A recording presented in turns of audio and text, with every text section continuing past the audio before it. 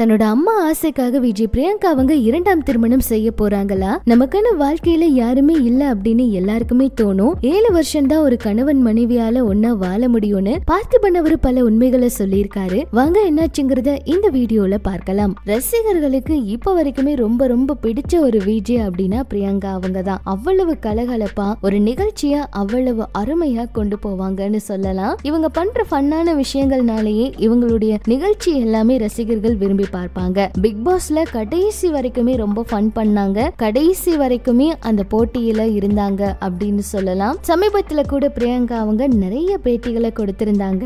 இவங்களோட ரசிகர்கள் எல்லாம் இவங்களுடைய சந்தோஷம் துக்கம் எதுவா இருந்தாலுமே இவங்களுக்கு ஆதரவா நிறைய கருத்துக்களை பதிவிடுவாங்க. அந்த வகையில பிரியங்கா அவங்களுடைய இரண்டாம் திருமணம் அப்படின்னு ஏகப்பட்ட செய்திகள் சமூக வலைதளத்துல எப்பவுமே வந்துட்டே இருக்கு. ஒருத்தவங்க சந்தோஷமா மக்களை சிரிக்க வைக்கிறாங்க அப்படின்னா அவங்களை கஷ்டப்படுத்துற மாதிரியும் ஒரு சில விஷயங்கள் நடக்கத்தான் செய்யுது.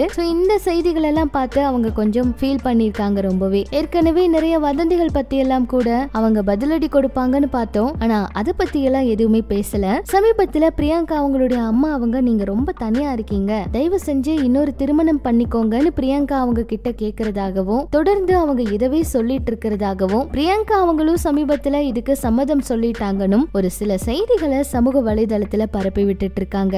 இதுக்கு இனி என்ன பதில் தர போறாங்க அப்படிங்கறத பொறுத்திருந்துதான் பார்க்கணும். நாளுக்கு நாள் பிரபலங்கள் மத்தியில இந்த விவாகரத்து அப்படிங்கிற விஷயம் அதிகமாயிருச்சு. சமீபத்துல பேசின பார்த்திபன் அவர்கள் நிறைய விஷயங்களை சொல்லியிருக்காரு காதல் வாழ்க்கை குறித்து. அவர் பேசும்போது எல்லாரும் என்னதான் இருந்தாலும் நமக்காக ஒரு பர்சன் இல்ல அப்படின்னு சொல்லி ரொம்ப வருத்தமா நினைச்சுக்கிட்டு இருக்காங்க. நான் உட்பட எல்லாருமே அப்படிதான். ஆனா எதையுமே ரீட் பண்ற வரைக்கும் தான் ஒரு சுவாரஸ்யம் இருக்கும். எந்த பீக்கும் ரொம்ப நேரமா அப்படியே இருக்காது. ஒரு குறிப்பிட்ட இடத்துக்கு போனா கண்டிப்பா அது கீழே இறங்கிரும், மறுபடியும் மேல போகும். அப்படி இருந்தா சுவாரஸ்யமா இருக்கும். அதனாலதான் நிறைய பிரிவு வருது. பொதுவா கணவன் மனைவி அப்படின்னா 2 பேர்னால 7 வருஷம் தான் சேர்ந்து வாழ முடியும். கணவன் மனைவிக்குள்ள 7 வருட வாழ்க்கை அப்படின்னு சொல்லுவாங்க.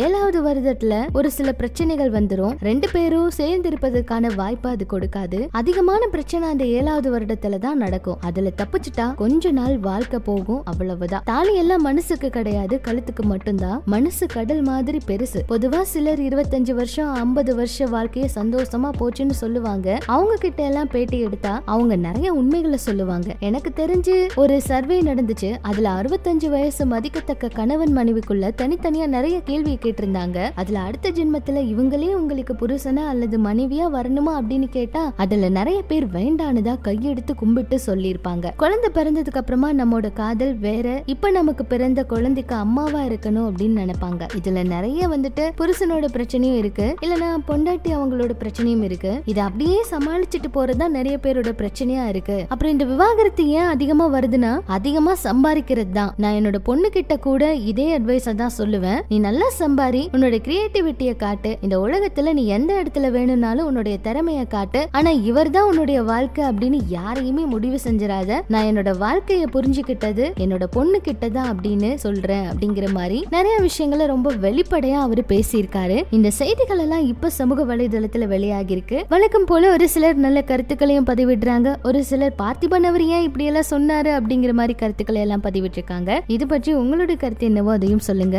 மேலும் பல தகவலை தெரிஞ்சுக்க மறக்காம நம்ம சேனலை சப்ஸ்கிரைப் பண்ணிக்கோங்க.